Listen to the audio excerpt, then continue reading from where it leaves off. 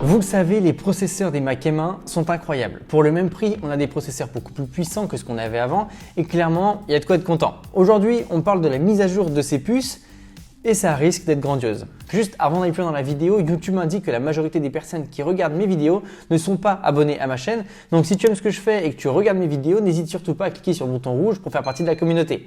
Merci à toi. Vous le savez certainement, Apple a pour habitude de tout garder secret. Ça donne de l'importance à chaque sortie, ça donne aussi un côté intrigue et ça a toujours été l'un des facteurs clés de succès lors de la sortie d'un nouveau produit Apple. Il y a encore de ça un an, lorsque les Mac étaient sur Intel, il n'y avait aucune spéculation autour des processeurs. Tout simplement parce qu'il y avait déjà Intel qui annonçait tout ça bien à l'avance et ça pendant de nombreuses années. Ce qui veut dire que pendant de nombreuses années, on n'avait absolument aucun suspense en ce qui concernait ce qu'on allait avoir dans nos Mac. Aujourd'hui, c'est quand même différent. Apple veut passer tous ses ordinateurs sur la nouvelle puce fait maison qui apporte, comme vous le savez certainement, des nouvelles performances, mais aussi une efficience hors du commun. Et encore, la puce M1 qu'on retrouve sur le Mac mini, le MacBook Air et le MacBook Pro n'est que la première version d'une longue lignée qui va arriver. Et c'est assez logique, la puce M1 peut facilement être optimisée. Du coup, qu'est-ce qu'on sait pour la suite? On sait qu'Apple prépare deux puces, la M1X et la M2. La M1X serait une version améliorée, une évolution des hauts de gamme. On la retrouverait sur les MacBook Pro 14 et 16 pouces, sur les iMac et éventuellement sur le Mac mini version Pro. Alors ça, c'est une grosse rumeur. Je ne sais pas s'il existera, j'en ai vraiment aucun doute, j'ai pas fait mes recherches là-dessus. On sait en tout cas que c'est des produits qui devraient arriver en juillet 2021 et que cette puce devrait donc arriver dès juillet, dès le troisième trimestre 2021. On ne sait pas si c'est vraiment juillet, mais on sait que c'est le troisième trimestre. La puce M2 devrait arriver fin 2021, voire 2022, quand Apple souhaiterait remettre à jour les M1 actuels. Elle irait donc sur les MacBook Air, les Mac mini et peut-être sur le MacBook Pro 13 pouces si Apple le garderait. C'est encore une chose où j'ai beaucoup de doutes, j'ai pas non plus fait mes recherches, je vais peut-être faire une vidéo là-dessus, mais en tout cas, c'est quelque chose qui devrait arriver, le M2 pour les nouvelles versions un peu plus entrée de gamme.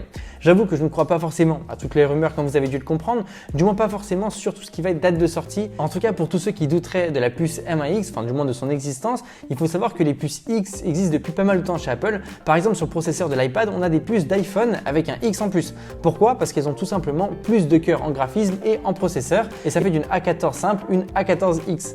Avec le M1, Apple pourra faire exactement la même chose pour le faire passer en M1X, mais avec plus de puissance pour des versions plus professionnelles. Si vous demandez quel niveau est-ce qu'on pourra atteindre, ça personne ne peut vraiment le savoir. Oui, il y a des rumeurs qui parlent d'une fuite de benchmark avec des chiffres qui sont quand même assez fous, parce que c'est vrai que si on fait un test d'un ordinateur sur un site de benchmark, il peut enregistrer les résultats sur le serveur et à ce qui paraît, il y a des benchmarks qui ont fuité les résultats des prochains Mac, les M1X. Je vous avoue que j'ai pas trop confiance non plus dans ces rumeurs de benchmark. On peut vraiment lire tout et n'importe quoi par rapport à ça. Donc si vous tombez sur ce genre de rumeurs, c'est à vous de voir si vous décidez d'y croire ou non. Moi, je viens juste vous apporter les informations qu'on a actuellement. En tout cas, ce qui me semble très intéressant, c'est qu'on sait qu'Apple a l'habitude d'améliorer chaque année ses puces sur les iPhones. Et d'après tout ce qui se dit, Apple serait en train de préparer la même chose sur les Mac parce que la puce A14 sur les iPhone 12 et la puce M1 ont en soi la même architecture. C'est juste que la M1 apporte plus de puissance, ce qui veut dire que dès septembre-octobre, on pourra avoir le lancement de la puce A15 des prochains iPhones et on pourrait idéalement avoir une puce M2 qui serait liée à cette architecture-là.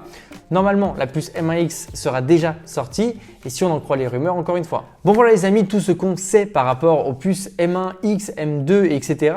Si vous souhaitez en savoir plus sur les prochaines sorties de produits Apple, n'hésitez pas à me le mettre dans les commentaires, histoire que je sache ce qui vous chauffe le plus. En tout cas, nous, on se retrouve très vite pour de prochaines vidéos. Je vous dis à très bientôt, c'était André Martin.